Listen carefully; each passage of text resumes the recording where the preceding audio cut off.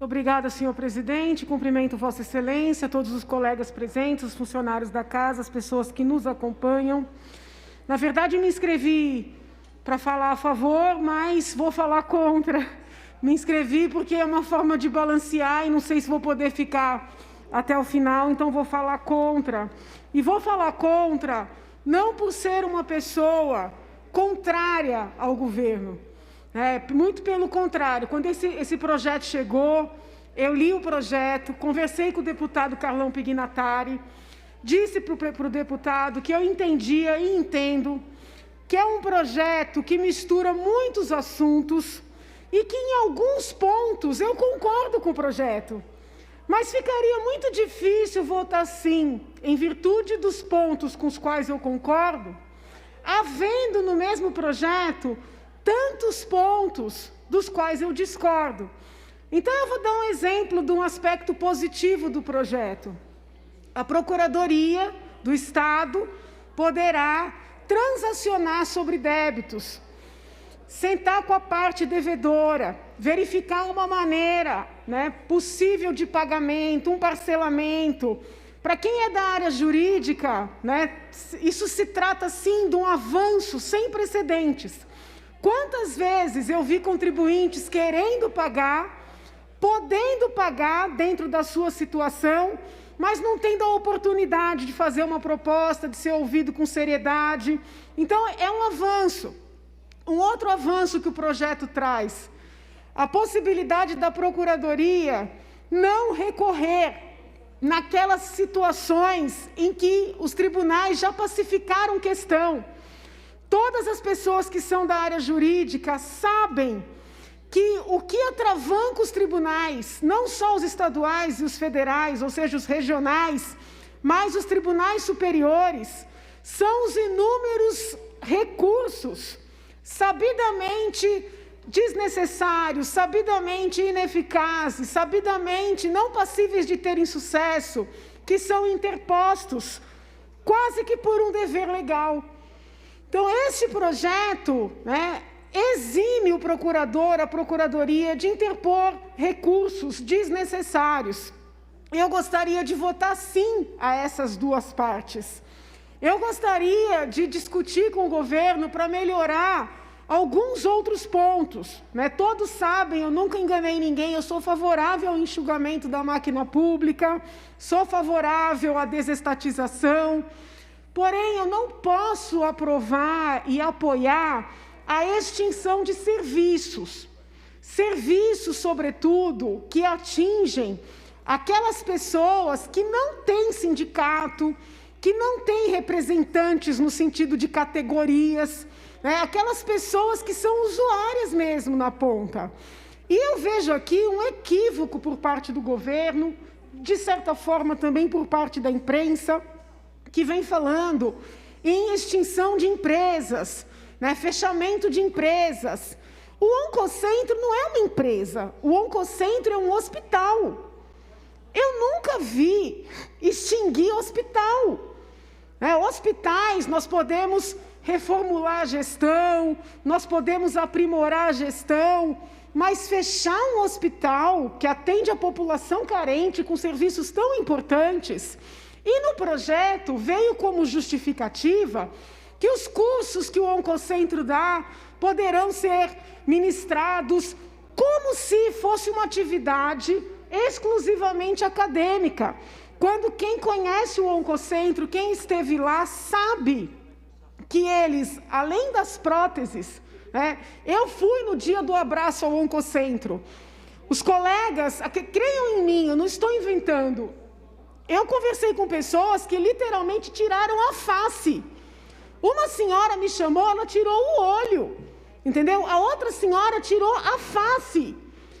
Então, não tem cabimento nós termos um serviço de excelência no estado de São Paulo, um serviço que é referência para o país inteiro, e o governo dizer que, para fins de enxugamento da máquina, vai encerrar.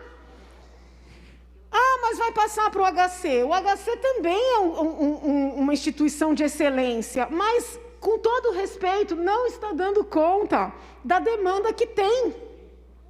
O Oncocentro também faz milhares de exames ginecológicos, exames de prevenção ao câncer feminino. Quem vai fazer esse serviço? Um laboratório privado? A que preço? Então, gera no nosso sentimento, gera um sentimento de desconfiança. Claro que nós não queremos levantar falso contra ninguém, mas fechar um hospital, né, para contratar serviço privado é algo que soa estranho. Ao lado do Oncocentro tem a situação da FURP, que quem acompanhou os resultados da CPI da FURP, quem foi visitar a FURP sabe. Eu não estou culpando este governador, mas houve, no mínimo, um erro de gestão, de administração dos governos anteriores, que fecharam contratos, né, para criar mais um laboratório em Américo Brasiliense. Isso gerou uma dívida para a FURP aqui de Guarulhos. Então, o governo estragou a FURP e agora culpa a FURP por um erro próprio e quer fechar. Eu conversei diretamente com o senhor governador quando esteve aqui antes da pandemia, numa das vindas mensais. Eu falei, governador, um laboratório tem a ver com segurança medicinal. Nós não podemos ficar nas mãos dos laboratórios privados. Isso não tem nada a ver com ser de direita, de esquerda, com ser pró-Estado contra Estado. Isso é uma questão de estratégia. Da mesma maneira que nenhum país pode abrir mão da segurança alimentar. Então, essa percepção é que que o governo precisa compreender. Nós temos o IMESC. O ano passado, a imprensa já dizia que o governo queria fechar o Oncocentro, queria fechar a FURP. Aí eu fiz as visitas, solicitei audiências para pedir em nome dessas instituições. Eis que chega o projeto aqui e eu tomei um choque quando vi o IMESC. Hoje o senhor secretário esteve aqui na casa, muito gentilmente, nos respondeu. Mas o que eu penso que falta, né, ao governador, a seus secretários, é compreender que eles não podem olhar lá, vamos dizer assim, um gráfico com os nomes dos institutos, das instituições, os terrenos que tem para vender, o que ganha, o que gasta, e tomar uma decisão desta magnitude sem compreender o que acontece na ponta.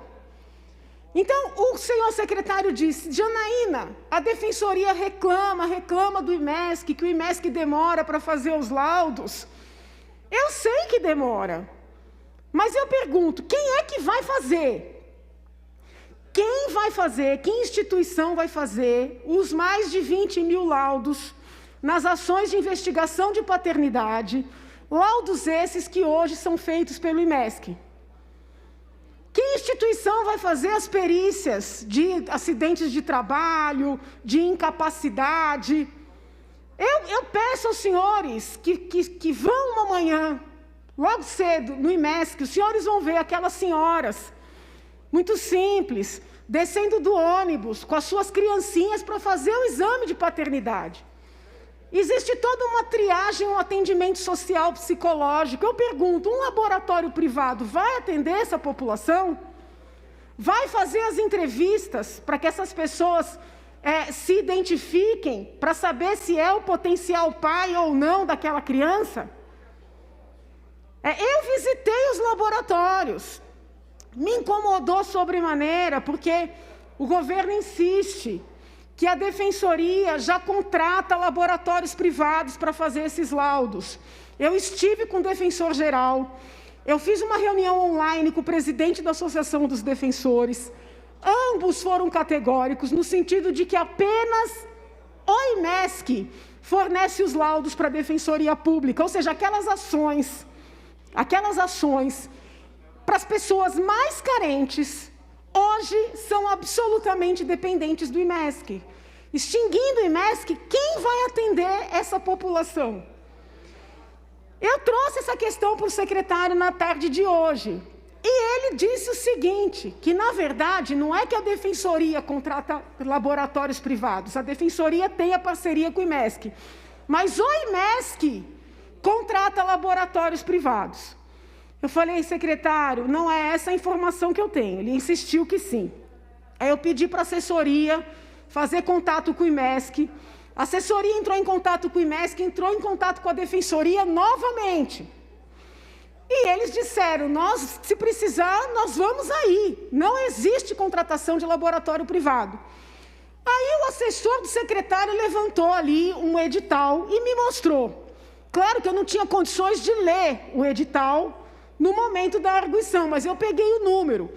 Esse edital não trata de contratação de laboratório privado. Trata da seleção de funcionários que já são públicos, são peritos que vêm prestar os seus serviços ao IMESC. Então, não é uma situação de terceirização em termos de contratação de laboratórios, como o governo vem reiteradamente anunciando. E esse tipo de comportamento me incomoda. Né? Eu acho que esse tempo de convívio que nós temos aqui, todo mundo já aprendeu como é que eu funciono. Eu concordo, eu digo, eu não concordo, eu digo, eu dou os meus argumentos, eu ouço os argumentos, eu nunca viro para um colega e digo, olha, não faça assim, não faça assado, a não ser que o colega assuma um compromisso. Tem uma reunião de bancada, diz que vai votar de uma maneira, e aí aparece votando de outra, é uma coisa que a gente toma um choque. Né? Agora, eu nunca quis impor o meu pensamento sobre ninguém. Só o que eu peço é transparência. Transparência nas posições, transparência nas motivações.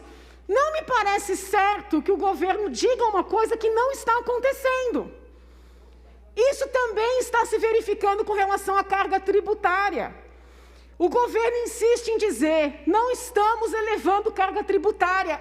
Estão, porque podem até não estar aumentando a alíquota, mas estão mexendo na base de cálculo. Qualquer advogado que já tenha feito um inventário na vida sabe que a maior parte das famílias até tem um patrimônio, mas não tem dinheiro, não tem liquidez para pagar o tributo. Eles não elevaram os 4%, mas mudaram a base de cálculo. Vai se instalar um procedimento, assim que ocorre a morte, para poder apurar valor de mercado. A família vai ser devedora, independentemente de iniciar o inventário.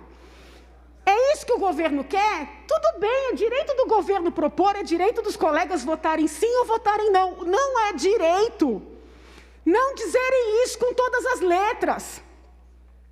Essas opacidades estão me incomodando. A dificuldade que a gente teve de obter informações. E não foi falta de vontade. Eu solicitei inúmeras vezes esclarecimentos com relação à parte tributária, esclarecimentos com relação à extinção das empresas, quem prestaria os serviços. Eu fui ao IMESC, fui à Secretaria de Segurança Pública, entrei em contato com várias pastas. Nenhuma informação. Por quê? Se o desejo é de dialogar, trocar ideias, defender posições. Assim que o projeto chegou, eu falei para o líder, parcela esse projeto, divide. Aí a gente vai ter condições de fazer uma análise mais detida e cada bancada vai votar de acordo com as suas convicções. Eles conseguiram desagradar todo mundo, estou aqui com o Reni. O Novo é a favor de extinguir todas as empresas, mas é contra o aumento da carga tributária. Conversei com o deputado Barba, que é da esquerda, representante da esquerda. Eles já são mais favoráveis a elevar impostos, mas são contra a extinção de qualquer empresa. Conseguiram juntar tanta coisa incompatível que inviabiliza um voto de qualidade. Para quê? A resposta que eu tive do deputado foi a seguinte: eu já tenho os votos. Como quem diz, esclarecer suas dúvidas, Então, esse tipo de comportamento incomoda. E a gente gera, né, vamos dizer assim, desconfianças. Entendeu? Pois não, deputado. Obrigado, deputada. Só para deixar claro, eu disse que nesse projeto teria um item que eu toparia discutir, não no modelo que ele está, que seria o ITC-MD, que é o Imposto de Transmissão sobre Causas Mortes, com as ressalvas que a senhora me apresentou, falou, deputado, esse negócio aqui é um problema que ninguém consegue fazer inventário mais no estado de São Paulo, todo mundo tem dito isso para nós, entendeu? Mas é com essa ressalva, tá bom, deputado? Obrigado. Eu vou finalizar, senhor presidente. Então, eu quero deixar claro que nós estamos querendo debater esse projeto desde o primeiro momento. O comportamento foi não debater, foi não trazer transparência, para que o projeto fosse aprovado, como de costume, vamos dizer assim, digo costume antigo da casa, porque o governo não percebeu que a casa mudou. É uma casa que quer debater, que quer participar, que quer melhorar os projetos. Nós melhoramos tantos projetos do governo no ano passado, tantos projetos. Eu não consegui entender por que o procedimento com relação a esse foi tão diferente. E quando o proceder muda de maneira drástica e sem uma explicação lógica, gera dúvida no espírito do outro. Para concluir, deputada Janaína. Gera a sensação de que intenções equivocadas há, de que más intenções há, de que existem interesses em vender os imóveis, interesses em contratar determinadas empresas. É óbvio que não é isso que a gente quer pensar. Mas a forma em que o projeto foi conduzido dentro dessa casa permite que nós pensemos isso. Então, fica aqui o pleito. Deputada Janaína, vou fechar. Já passou 1 minuto e 26. Não, vou fechar uma frase. Para os colegas assinarem a emenda aglutinativa que eu preparei, que salva pelo menos uma parte das empresas, aquelas que têm mais a ver com a prestação de serviço na ponta, porque se for verdade o que o líder do governo diz, ele já tem os votos. Então, nós poderíamos unir forças para proteger aquelas pessoas que não têm sindicato e não têm categoria para representá-las, que é o povo mais carente do estado de São Paulo. Obrigada, senhor presidente.